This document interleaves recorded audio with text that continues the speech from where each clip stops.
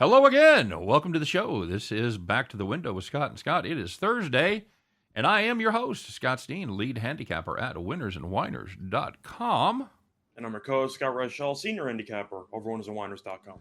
And together, we do this each and every day, 3 p.m. Eastern, 2 p.m. Central, guiding everybody in that journey to head back to the window. So, Tim Earl. Hey, Tim, long time no see. Oh, you gotta love Tim. Gotta love Tim. He was talking about WNBA. You play WNBA, Scott? It's actually funny that you mentioned that because I might potentially be a part-time co-host for a WNBA gambling podcast. Oh, there you go. So we'll be looking forward to a lot of purloined picks from that show. Fantastic. Yeah, just saying. We talked about that. I do not follow the WNBA, but I do know that people that do follow it often do quite well. So truth is that I used to follow it more. A couple of years ago, I had the Seattle Storm to win the title, and I think it was 12-1, 16-1. They didn't lose a playoff game. Nice. And they won the whole thing. And then after that, you had a couple injuries. You had a COVID, which kind of destroyed half the year for one of the seasons. So I've kind of fallen off a little bit, but I'm trying to get back on. Very good. Hey, how'd you do yesterday? Doing good? Overall, went pretty well. I ended up winning the play of the day. Wasn't easy. I had Harden under 9.5 assists, and he had 9. So that was a bit of a sweat, but he got there. Besides that, I had Aranta, the Carolina goalie, over 27.5 saves. He had 7 saves in the first 7 minutes. And then Pasternak punched him in the face, and he got injured and did not return. Ooh, sorry, man.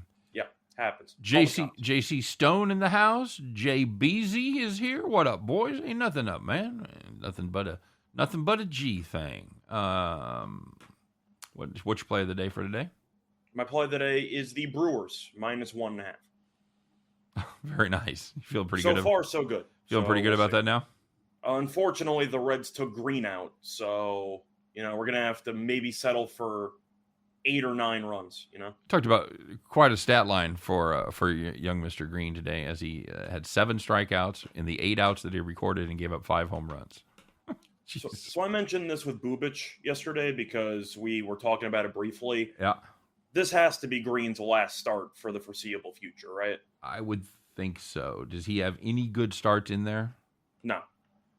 Not at all. Yeah. So that's I think that's probably a bad sign for him. I know that Bubic, I think he's made 6 starts and he's failed to get out of the first in 3 of them. So it's a little bit different for Bubic because he at least has a season under his belt, so you have seen some bright spots. Right. Hunter Green's just a prospect who you called up hoping would be good immediately. Yeah. And you're just destroying his confidence with every start he makes. Yep, agreed. Tim Earl breaking the news that Dylan Brooks is suspended for Game 3. I can't believe the NBA rewarded Memphis for Dylan Brooks injuring Gary Payton. Okay. Takes a second to get that joke, but I'm here for it. I'm here for it, buddy. I think Dylan Brooks is a terrible basketball player. So I think Memphis is better without him. Okay. So am I suddenly going to love Golden State -6.5 in Game 3 on Saturday? Hell no. I actually like Memphis even more, to be honest. Okay. Do you like Dylan Brooks, or do you think – because I think that he's a terrible fit on that team. Yeah, I don't think it's quite the impact that everybody is ascribing to it. Would you think he would be worth any points? -2. No, but it really depends on how you look at it, because Brooks is the kind of guy who thinks he's a lot better than he is. So if he gets the ball, he will occasionally do some stupid 101 drive because he thinks he's going to make it. But since he's out of the game, most of those shots are probably going to Ja. And all I'm saying is, if Brooks did not get thrown out 3 minutes into Game 2, Ja's not finishing with 31 shots. No, that's absolutely correct. So Bryce Multane checking in says, thanks for the great content. Of course, it's what we do around here, man. We are content driven. And of course, speaking of that, hey, if you guys like what we're doing, don't forget to smash that like button. Let our bosses know that you're digging what we're doing, whether you're listening to it live or whether you're checking it out a little bit later on YouTube. And if you guys ever get to the point where you can't download it on YouTube for whatever reason, we're going to be using a different platform here within the next couple of weeks. I think it's going to solve a lot of our problems. But for now, remember, we're available in podcast form. Now, you don't get to see our beautiful smiling faces, but you do get the content of the show, and you can download that wherever you download your favorite podcast, and it is available almost immediately. I put that up as soon as the show is over, so it's generally available by 4 o'clock Eastern time. So don't forget, especially like if you're in your car or something like that, you want to listen to us, you can find us on podcast form as well. Also, if you're looking for it on YouTube and it disappears, one sort of hack is that you could click on the link that's available from the Winners and Whiners or StatSalt posts, and if you click the YouTube link, it should take you right to the video. Oh, there you go. Because that's right, we do link the show every day at winnersandwhiners.com and statsalt.com. Big brain thinking. I like it. And you guys, it's a big weekend. It's going to be the Kentucky Derby. And of course, we have the Kentucky Derby guide available. It is absolutely free. Should be released later today or tomorrow at the latest. Plenty of time to get those bets down on the first Saturday in May. And it's really cool. I've seen it. It's neat. It's chock full of information that you need on each and every horse. If you want to find those long shots, want to play those quinellas, those trifectas, those superfectas, whatever it is, we got you covered there. So make sure you click on the link in the show description. Speaking of links in the show description, Scott, what do we got going with Caesars right now? So we still have the $1,100 risk-free bet. So if you are new to Caesars and you're looking for a pretty solid deal, your first bet up to $1,100 is insured. So if you lose it, you get it back in the form of a free bet if it loses. Okay. Promo code ATS WINS CZR. There you go. And that link is available in the show description. You have to use that promo code in order to qualify, so make sure that you put that in when they ask for the code. It's available only where Caesars mobile app is available. Of course, it's good for just on your first bet and your first deposit. So, all right, man. Let's find out what happened yesterday, shall we? There was some good news and some bad news out there. There weren't a ton of games, but let's find out who it was out there that took it in the shorts and who took it to the bank, baby. Who was on the right side, who was on the wrong side, who had to get out their flip phones and call the cops.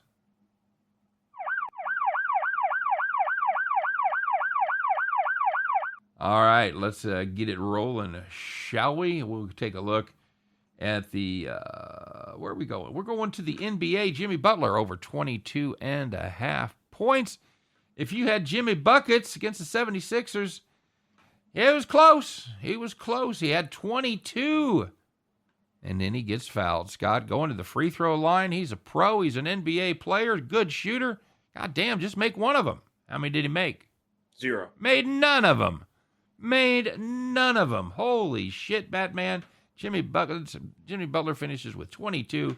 If you had over 22.5, Jesus, call the cops.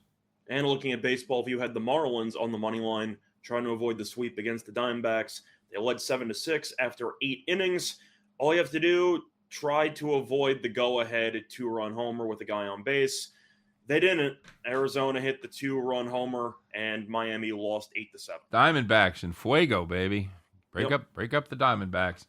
Finally, if you had the Red Sox on the money line against the Angels, the same story. Hey, stop me if you heard this before. They led 5-4 after 8. The Angels tie the game in the top of the 9th.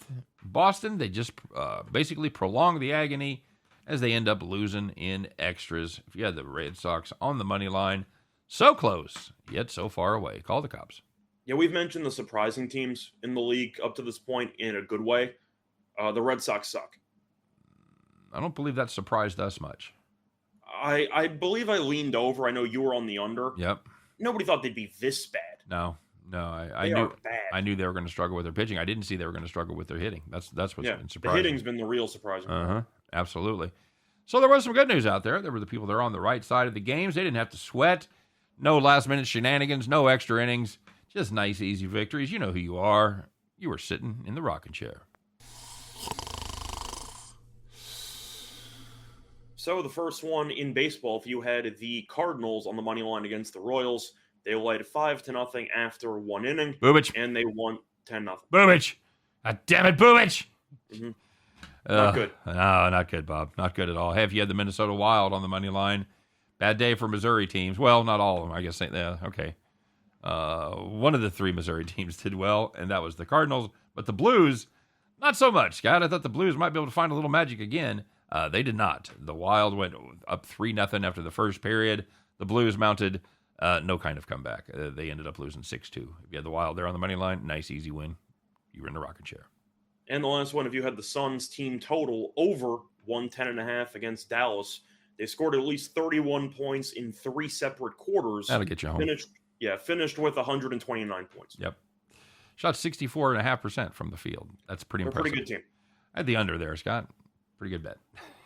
Fingers crossed on my play of the day from about a week ago.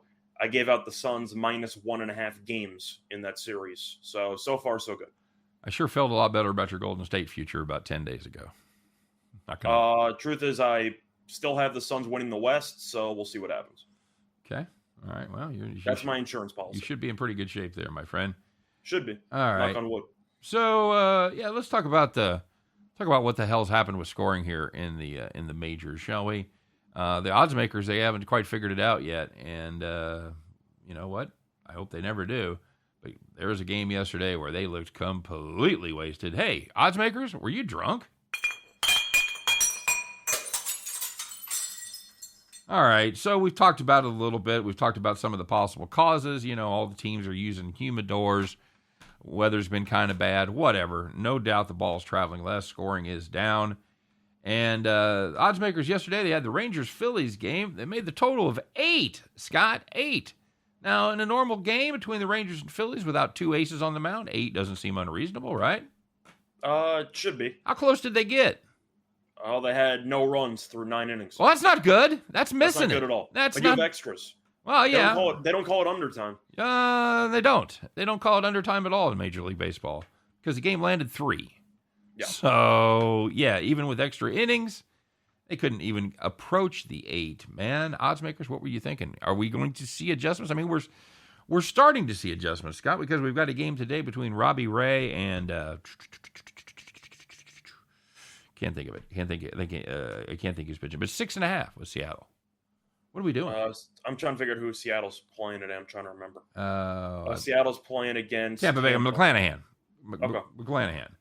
So we've started to see some 6.5s creep in, and these are two guys that have been decent. McClanahan has struggled the last couple. Robbie Ray has been better, but he's still got a 4.15 ERA. McClanahan's got an ERA of 3.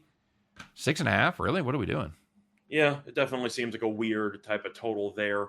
It's also kind of unexpected when you have a total of 8 in that Phillies game. Of course, Wheeler, who was awful to start the season, looked really good in his last start, so I'm not exactly surprised. He pitched well again. Martin Perez? Really? Yeah, I know. Yeah, Chris. Okay, 7 innings, no runs. All right, shout out to Martin Perez. Chris was talking about that. And Dylan Bundy, we learned he still can't pitch in Baltimore. Yeah, he cannot.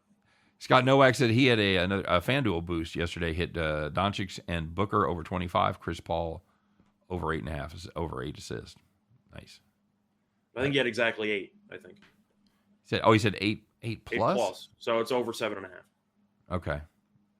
I would read 8. I think he had 8. I would read 8 plus is over 8, but okay. I'm assuming he didn't put it up there because he missed it. So congratulations, Scott. Steven the Godfather Godon checking in. We don't see Steven a lot, man. He's always in the comment section with some good stuff, but good to see him here with us. He thinks the Rangers in regulation are a lock tonight. No more Pittsburgh Penguins. Scott, you on board with Steven? The lock's a bit of a strong word, but that was almost my play today. The Rangers in regulation at around even money. You're looking at the situation involving Pittsburgh's goalies, and you're looking at a spot where even though Domingue was great in overtime, he was still the third string goalie. And he's going up against the Vezina guy who had 79 saves in game 1. So New York should have a goalie advantage. And it's not like the Rangers played badly. It seemed like it was a pretty evenly matched game throughout. Both teams had a bunch of chances throughout the game. I think the Rangers make adjustments. We saw the 2 home teams that were down 1-0 yesterday win their games by multiple goals.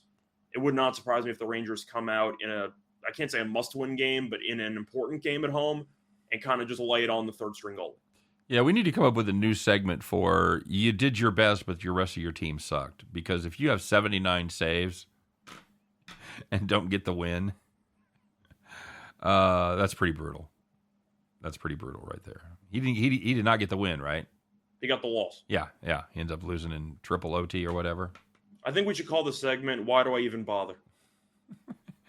I get the Bart Simpson with the at least you tried cake.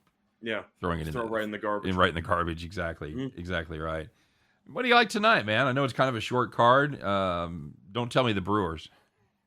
Well, truth is, I think that game's going to get a bit interesting. So I'm not celebrating the Brewers yet.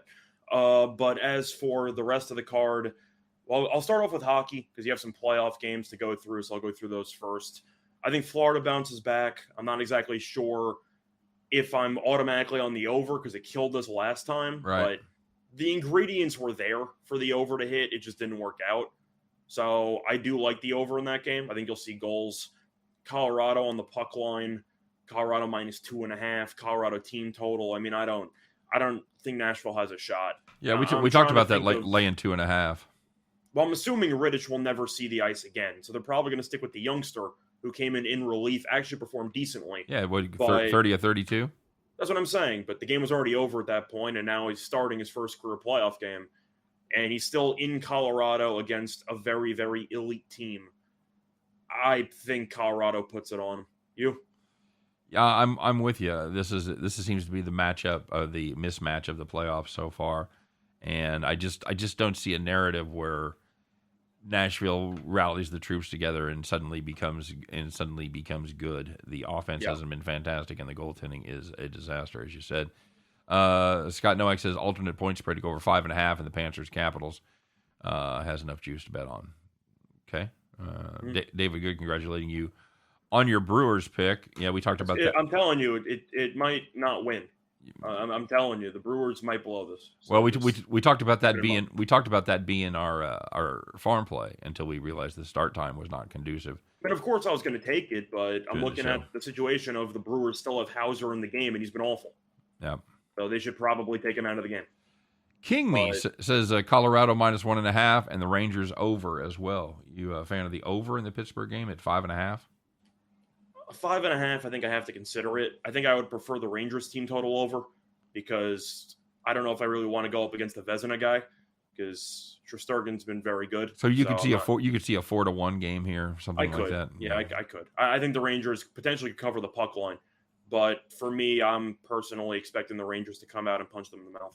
So Nicholas asking about our Derby picks, and we are not going to do a Derby show. We're just going to direct everybody to download the Winners and Whiners Derby Guide, which if I didn't mention, I should have. Did I mention it? You did. Okay, I got to admit, dude, doing the two shows back to back, I'm not sure what I mentioned on which show. So make sure you check that out. Nicholas says that he likes the 10, the 3, the 7, and the 8 to box it, and he's talking about the fights as well. He likes Thug Rose and Charles to retain and Tony to get the win. Scott, you got any opinions on those? Let me see. Tony, I don't like. I think Chandler's going to win. I understand the value because you make an argument Chandler should not be that big of a favorite. I think Tony just might be washed at this point. He's damaged goods, and I'm expecting a war. I think the real value in the plus price play is potentially taking Chandler by decision, which is around plus 250. I think it's only a 3-round fight. I could see that being a bloody mess, but I think both of them should survive the entire fight. I like Thug Rose. I think she's going to dominate. I don't think Esparza is very good. And Oliveira Gaethje, I think, is a very, very close fight. I think it should be competitive, but my favorite play out of those three is Namajunas. I think she's going to kick the crap out of Esparza. All right. I love when I see comments and I don't see the original. I want to see what he said. Somebody said Bryce says pound that shit early and often like the old lady. Oh, the Colorado Avalanche. There you go. All right, very good. J.C. Stone's out hiking in the desert. It sounds hot. It's got desert right in the name. Sounds like exercise. Although if you're going to hike in the desert, I guess April, May, good time to do it. I prefer to hike the dessert. Hike the dessert to get the dessert buffet set up like it's a Bacchanal or. By the way, you like crab legs? You're not a seafood guy, are you? No. Okay. So you? Yeah, like crab legs. So we're looking for crab leg buffet. Of course, buffets are a thing of the past with COVID. It's one of the weird things that have ended because of COVID. But anyway, so there's a place that Sunday night does all the crab legs you can eat. We haven't been there in a while. I called them up, see if they were still doing it. They are. I said, how much is it? How much you think, Scott? And this is a little... I have no idea. You're asking the wrong guy. $99.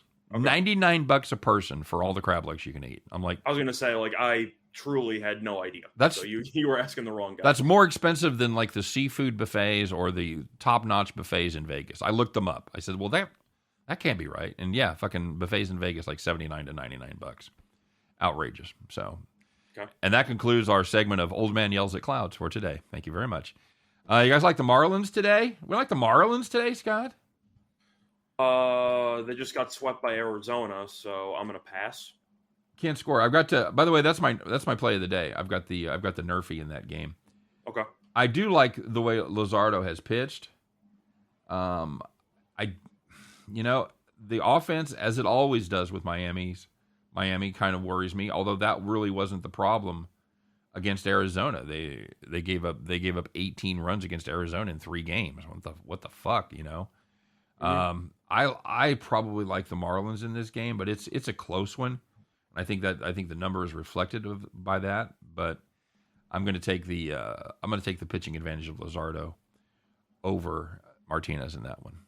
Yeah, I ended up roasting the Marlins last year for trading away Marte for Luzardo because he was awful up to that point. Seems like he might have turned a corner. He was a highly touted recruit and he was a high draft pick. They always saw something in Luzardo, but it just never panned out in Oakland, and it didn't pan out when they traded him last year. But yeah, you could be right. Yeah.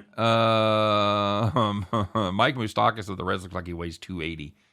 You always knew. As big as he weighs, Hauser walked him on 4 pitches. So apparently the strike zone still wasn't big enough. And Moose is not an easy guy to walk, by the way. He's no Sal Perez, but he makes you work. He makes you work for it if you want to walk him. You got to throw some pretty shitty pitches. You know, Moose always had that body type that you knew that later in life, the fried chicken was going to win. Sounds about right. By the way, David says, in his defense, fried chicken is delicious. I agree. David said he likes Kentucky Fried Chicken with my Crestor. Very good. By the way, Scott, you're young. Crestor is a cholesterol drug. So, I'm just looking up. Tim says, I heard seafood. Yeah, absolutely. So, do you come down any side of this Miami-San Diego game? For the side, I'd have to go with San Diego. Okay. Just because they can, when in doubt, score. Okay. I find it pretty interesting that even though Martinez has not been great this season, Miami's favored despite losing. What have they lost? 4 games in a row? Yes, sir. It has not been pretty. On the road, they're 6-5. San Diego's 6-4 at home. I know the Padres blew the game yesterday against the Guardians, but I think you're getting the better team. And if you think it ends up being close, you might have the bullpens battle it out, and that could just be a crapshoot. I'll take the better team with the better offense at around -115. Okay, fair enough. I think if you're gonna take Miami, take first 5. Or something. Okay. Well, you did mention Miami lost 4 straight, and you know what that means. The last game they won, who started? I'm assuming it was Luzardo. It was absolutely correct. So, what else you see on the board here? Mets at Philly. We didn't talk about that much. As Nola goes for Philadelphia against Walker. You know, I know the Mets burned me yesterday, but Walker yet to give up an earned run this year, Scott. Now, he's only made 2 starts, but am I crazy thinking there's some value in the Mets here at +145? No, because we don't think Philly's that good. I understand that Nola is viewed as being a good pitcher. Mm-hmm. I mean, his ERA is 3.9, which is okay, but he's 1-3 this season. Philly's lost 3 in a row. To the likes of they lost 2 out of 3 of the Mets as well. Let me see this. They've played 6 times already. The Mets are 4-2. So you're going to be getting the Mets, who are the best team in the division. It's not close. They're already 4.5 games up against the Phillies, who have a losing record, have lost 3 in a row. And it's not like Nola is the same guy that he was about 3 years ago. I don't hate it. Yeah, I think that's a good. You're getting almost 3-2 on your money. I'm fine with that. I know there's some questions about how long Walker can go because he was coming off a knee surgery and then he came out of his first start after got injured immediately with a shoulder. Yeah. But he made a start after that and went 5 innings, was absolutely outstanding, giving up 2 hits, 2 walks, no earned runs. So I'm expecting a similar script here. They'll probably give Walker 5 innings, let him loosen the arm up a bit, but they're not going to make him go distance. Mets first 5, says Steven the Godfather. I'm fine with that. I think this is a game that's probably going to be decided in the first 5, so I'm good with that. Ninth Wonder checking in. Brewers just got out of a bases loaded inning. There you go, buddy. David Good imploring the Brewers to change pitchers, but I mean, they should. Truth is, I can't believe they let Hauser even pitch the rest of the 5th. First batter with the bases loaded was Stevenson, who was 2 for 2 with a home run. And they said, have some fun. He struck him out. I'm like, all right, I guess. And then they ended up having Moran, who was up next. And Moran, I think, lifetime is 9 for 13 against Hauser. And they just said, yeah, figure it out. And he got out of it. But I have no idea why the hell they let him pitch to either batter. I got a feeling, Charlie. I got a feeling he's due. I believe Hayward's batting 900 against Rick Vaughn. Oh man. Okay, well, that's the one that I was looking at as far as picking up a little. Every time he sneezes, it looks like a party favor. Plus money. Do you know who that is, by the way? You know who plays Clue Hayward?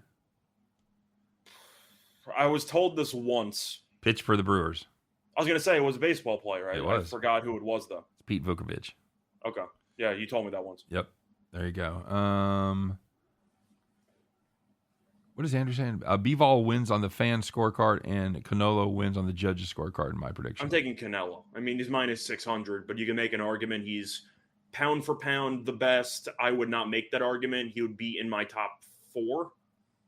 Truth is, I really just want to see Canelo fight Triple G again, even though Triple G's past his prime at this point, because I still believe Triple G got hosed in that first fight. I thought he won, and they gave it to Canelo anyway. But I think Canelo's going to win. I think that he's on another level. No offense to Bivol. I think Bivol's pretty good.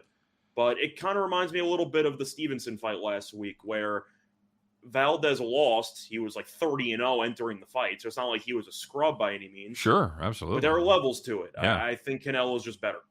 Okay. Very good. Here's a game that we talked about with Chris earlier today, and I'd like to get your opinion on this. St. Louis goes against San Francisco. Miles Mikolas against Logan Webb. St. Louis, kind of a big favorite for St. Louis, as they are catching plus 125. Any value on the Cards there, buddy? Why not? They won 10-0 yesterday. I mean, I feel like a lot of baseball, when it comes to trying to find value, might depend on recent form.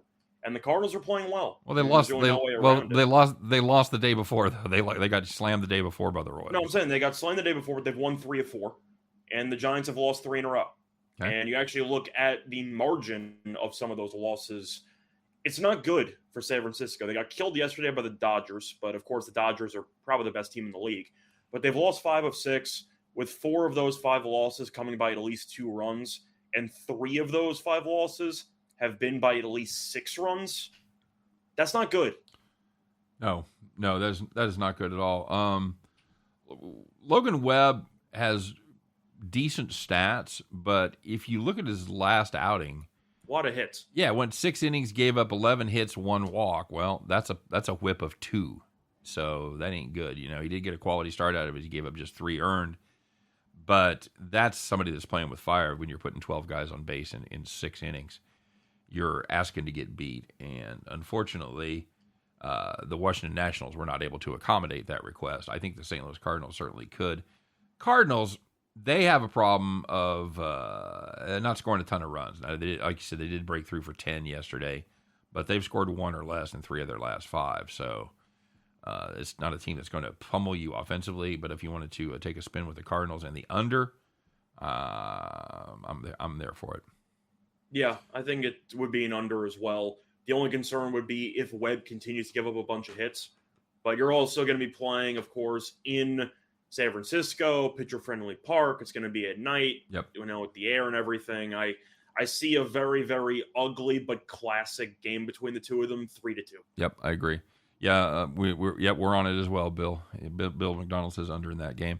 Yeah, always beware, especially as it gets Later in the year, when you've got the inversion comes in off the Pacific, where you got those teams that all play really close to the coast. You've got San Francisco, you've got San Diego, and you've got the Dodgers.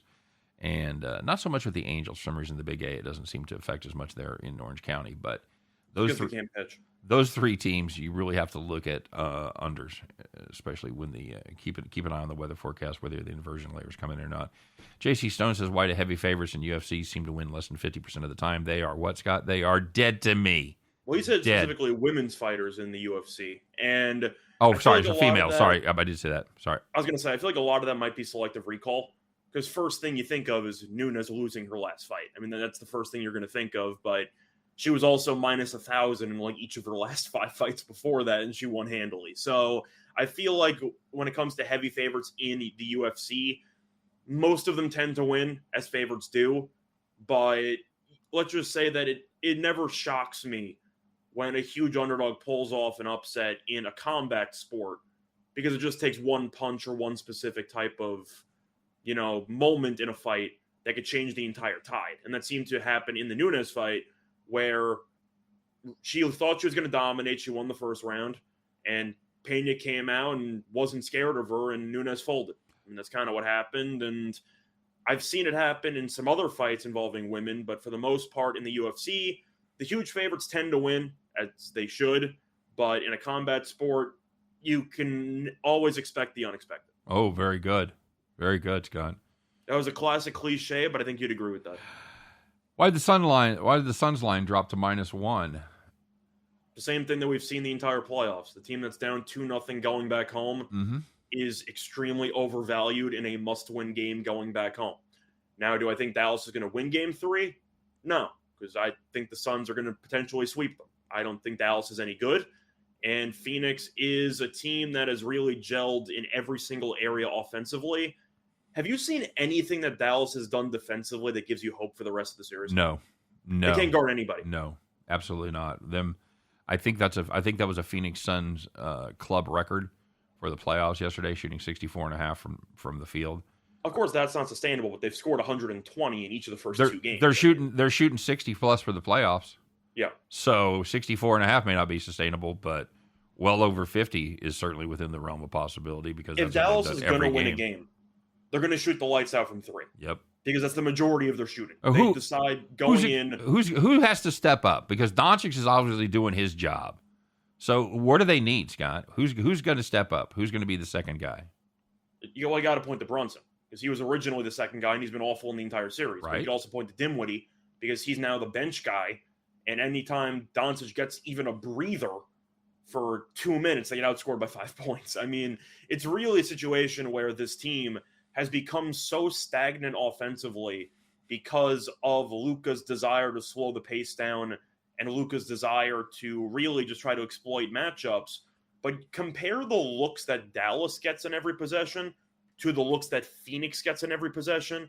It's not even close. No. Phoenix is shooting a lot of 10-footers. Yeah, and you can make the argument, well, is it sustainable they're going to shoot 60? And I'm just saying, when you're comparing the quality of looks that Phoenix is getting to Dallas, they should be shooting at least 5 to 10% better. Yeah. That's just how it is. I'm just looking to see. They've shot over 50 in every game in the playoffs. They have not shot under 50%. So they are so damn good. Yeah. I mean, that's why I backed the Suns early. I saw them last year. They picked up McGee, who I really like, by the way. I think McGee's a very good backup center. Even Biyombo's been pretty good. But I've been on this team all year long because I watched them last year and I saw what they did this year and just said, this team's sick. And if Chris Paul can stay healthy, fingers crossed, it's the only thing that might kill me is if he gets injured again. This Phoenix team is so damn good at everything. Absolutely. J.C. Stone, they were kind of roasting the UFC ladies there a little bit. And then J.C. Stone kind of checks in with a reality check and saying that all those ladies could kick my ass. Mm-hmm. And I think that pretty much covers everybody in the comment section there. I know there's probably some badasses out there that I'm not aware of, and God bless you if you are, but I think the majority of people that are watching, including your two hosts here, I think, how long could you last with like Cyborg or Nunez? Oh, boy. So, Could you go? Do you think you could run around for 30 seconds? For 30 seconds, maybe. Yeah.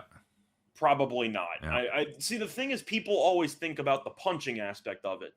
One takedown and I lose. Yeah. I have no wrestling background. Right. I have no jiu-jitsu background. She gets one type of even some choke, or she goes for an arm bar or something. Like, I'm supposed to know what I'm supposed to do when she's grabbing my arm. Like, no, of course. You're going to snap it in half. Yeah, you know what you do. You can tap like the fuck out. I'm trying to visualize, like, the commentators in random matches. Like, oh, he's in north-south position. So I was like, no, I don't know what the hell I'm doing. I've told you this before, that when I was in college, we were doing intramurals. Of course, it's a fraternity, so it's a big deal. You got to have somebody participate. And we had wrestling. We didn't have to participate at the, I think it was whatever class it was. It was just below heavyweight. It was 190 to 200 or whatever. Heavyweight? It was, I don't know. Is that what it is? I don't know what it is in wrestling, dude. I don't know. Either way. In boxing, it would be light heavyweight. But wrestling, I don't know. Anyway, so they got me to do it. And the first round, I wrestled against a guy that had also never wrestled. So it was just, fat boy leaning on fat boy, and I was able to get the win. And you were the fatter boy. And then I wrestled against somebody who had actually wrestled in high school, and it lasted about 10 seconds. It's all technique. It is. It's 100% technique and leverage. You have no idea what you're doing. None. Even with punching, I've never been in a fight personally. I never really needed to be in a fight, but I'm assuming my punches, despite the fact I weigh more than Cyborg, are probably not as strong as hers, since she's been punching walls and canvases for like sparring partners and whatever for I don't know, 20 years. Like, there's a lot of muscle memory in there that she has. Could I run around like an idiot and maybe survive? No, she's faster than you, I promise. She probably is. I'd have to hit her with like a Dante Hall juke move or something. I'm just hoping the screaming would distract her. If I had to fight, right? That's my only hope. Or I would also try the look over there. Fuck, is that Elvis? Or whatever. Well, I don't think Cyborg would know who that is. No, probably not. Tony Stark says I'm going to powerbomb Cyborg. I'd pay money to see that. I absolutely would. Scott Nowak wants to know, what kind of impact does Embiid bring with torn ligament and orbital fracture, enough to drop the spread down to -1? It's the same thing as the Dallas situation. They're a home team down 2-0, and you expect them to be desperate and come back. Now, we do have to talk about this. Of course, the games are not tonight, so we're going to talk about these games tomorrow in general. Right. Are we sure Embiid's going to play? Because he was going through concussion protocol. Right. I have not heard that he cleared it yet. The last I heard was he just started using his phone because the light bothered him so much with the concussion. Yeah. So that's not a good sign for a game. No, that wasn't like one of those, he got his bell rung a little bit, but he'll test out of it in a couple of days. Man, if you can't stand the light on your phone for, how long has it been? 4 days? Yeah, it's not 4 or 5 days since the concussion. That's not good, man. I would say at this point, probably longer. When was the game against Toronto? Wasn't that last week? Yeah, that was the last game. They had a couple days off, and then they had that was the last game against Toronto, right? That was the 28th. So yeah, that would have been a week, right? Yeah. And he just started looking at his actual phone with light about a day or two ago. Not good, I'm Bob. not sure he's going to play. No. I would say he's. And again, I haven't read any news stories today. I did do some work as you did before the show, but I would, if I had to put him, I'd put him at less than 50-50 to play, just judging on that piece of news. And even if he does, Scottie Pippen played Game 7 with a migraine. You didn't notice him because he couldn't do anything. Like, are we sure Embiid's going to do anything? Right. Imagine walking around with a mask on, with like the remnants of a concussion, and you also have a torn ligament in your ligament in your shooting thumb. Like, I don't know how, even if he was able to play, he would be able to give you 40 minutes and put up 25. Well, and I kind of think that was the question Scott was asking: is what kind of impact does a banged up Embiid bring? I mean, he's shown an amazing ability to overcome injuries. I'm just not sure that those two aren't enough of a distraction to really inhibit his ability in this one. So yeah, I think I'm on the same page as you. For me, it seems like a situation where Embiid is going to be, I can't say a decoy because Philadelphia desperately needs him. Right. He was already the savior of the team. They're trying to turn him into a messiah. Like, if he ends up having a 35-point, 15-rebound game off a concussion with a torn whatever, it would be one of the most impressive performances of all time. That's Willis fucking Reed right there is what that is. Willis Reed only put up 4 points in 2 minutes. Right. Like, this would be historic. Yep. What else you see tonight in the baseball card that you like? Truth is, I took it relatively light on the baseball card because there were a lot of afternoon games. Right. Yeah. Or a couple at least. But the one series I'll tell you that's been really annoying to follow from a distance has been the Twins-Orioles series. Because the Twins had the initial surge, and you thought, maybe this team was actually really good. And now they're struggling to beat Baltimore on a game-in, game-out basis. Yep. So I don't really know what to make of that. Do you want to lay 150 with Archer? No. I mean, you kind of got the same situation you have with Dylan Bundy. Well, at least Chris Archer was good at one point in his career, but he's had, we talked about this, 4 bad years for sure from the really big since he was traded to the Reds, right? Or the Pirates, rather. Good. So yeah, and now he's having a great season so far. Do you really trust him? And I'm not sure that I do. I'm just not sure. Now, Spencer Watkins been pretty damn good last couple 3 starts. So, no. I'll probably look at first 5 because I don't want anything to do with Baltimore's bullpen. I know they were good to start, but you know they don't have many great pitchers there. However, Lopez has actually been a really good closer this season, so good for him for reinventing his role. But I think if I was going to play that, I would take the Orioles first 5, just because I think they'll keep it close for a bit. But when it comes to the actual baseball card itself, I like Toronto. Okay. I mean, Savale's been awful. He's got a 10-plus ERA. Berrios has been pretty good. He had the awful first start. He's been kind of nails ever since. The issue is that Toronto's played a bunch of home games in a row, and now they're traveling to Cleveland, so it's not exactly the greatest traveling spot in the world. But Savale stinks. I got to just blindly like Toronto team total over, right? Yep. And we may talk about that game a little more in depth here in a little while. So I think we're going to talk more about the Philadelphia game. Obviously, tomorrow we'll have more information on Embiid and what kind That's of. That's what I'm saying. But if you wanted to bet it now, it's Miami or pass. Because if Embiid is somehow not able to play, the line's going to close 6? Gotta think so. Yeah. So you can beat some value. Archer never lived. Some line movement. Scott Novak says Archer never lived up to his potential. I would say he never lived up to his potential once he was traded from Tampa Bay. I was going to say Tampa. He was okay. He wasn't great, but he was an okay 3. Yeah. Then Pittsburgh had him, and they can't develop anybody, so he fell off a cliff. Garrett Cole. That's about it. Was Cole even fully developed? Because I thought he peaked at Houston when he immediately got traded. He did, but he was pretty damn good at Pittsburgh. He was good. I know he started the wild card game, got shelled by the Giants. Yep. And the Cubs? Yeah, I think that's right. I'd have to double check. But those are the main 2 games he had with Pittsburgh, and then he went to the Astros, and he was a Cy Young candidate. All right, there you go. All right, guys. Just about one thing left to do. Of course, we want to remind you to listen to all the great shows here, all the way from Midday Money with Sean Higgs through Allie Burns and Morning Wood, me and Chris, me and Scott, Sean Miller, a new soccer guy. Make sure you check him out if you're a fan of the beautiful game. And, of course, wrapping it all up with Tim and his brother Nick, along with Detroit Lenny in Game Time Decision at 5 p.m. So, but now it's Thursday, and it's time. It's the end of the show. You know what to do. You got to get on those overalls, put on your straw hat, climb aboard your John Deere, get the keys out with your lucky rabbit's foot. Give that little rabbit's foot a smooch there. There you go. That's one for luck. It's time, Scott. Are you ready? Yeah, let's do it. All right. It is time once again to bet the farm.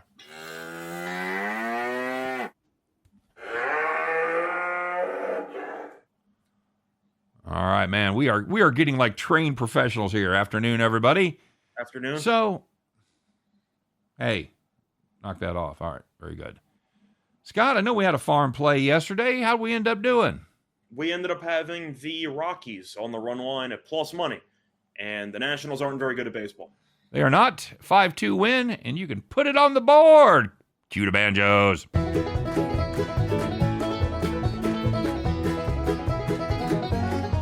Yeehaw! All right, very good. So, Scott touched on it briefly. We are going to take the Toronto Blue Jays on the farm play, and it's going to be a first 5 run line play, -0.5 at -110. The Guardians, Scott, they are not good against good teams. They are just 1-11 against teams that currently have winning records. Now, you may see that stat a little different because they beat the White Sox. However, White Sox, even though when they played them they had a 500 record, they do not have a 500 record now. So they have picked up a win yesterday. First time they have won a game against a team that currently is over 500. And you talked about the pitching matchup. Barrios struggled in his first start, but he has been very good since then. 2.66 ERA. And most importantly, he gets support of his boys. The Jays are 4-0 in his starts, even when he had a bad start. They still won that one. On the other side of the coin, you've got Aaron Savali, and he has been dreadful. He has given up 17 earned runs in just 14 in the third innings. He don't go long, Scott. He's terrible, and he doesn't last long, kind of like my teenage sex life, as he has never gone longer than 4 innings. And finally, we just like this matchup between these two teams. I think this is going to be a situation where the bullpens may come into play. Guardians do have a good bullpen. Toronto has struggled at times. So we're just going to take those out of the equation and play the Blue Jays first 5, -0.5, -110. Scott, anything else? The way we see it, Toronto, simply put, has the much better starting pitcher and the much better lineup. So they check a lot of boxes. Yep, there you go. So that's going to do it for the farm, and that's going to do it for the show. As always, we thank you guys for stopping by. We appreciate it as always. Don't forget to smash the like button and the subscribes. You know the drill. Come back and check out Scott and I doing our daily plays. Check out my premium plays in the comment section if you're interested, or in the description of the video. And I think that's it. So you guys have a great day. Thanks for watching. We'll do it all again tomorrow, 3 p.m. Eastern, 2 p.m. Central, as Scott and I will do our best to help you guys in that journey to head back to the window. Take care, everybody. We'll see you then.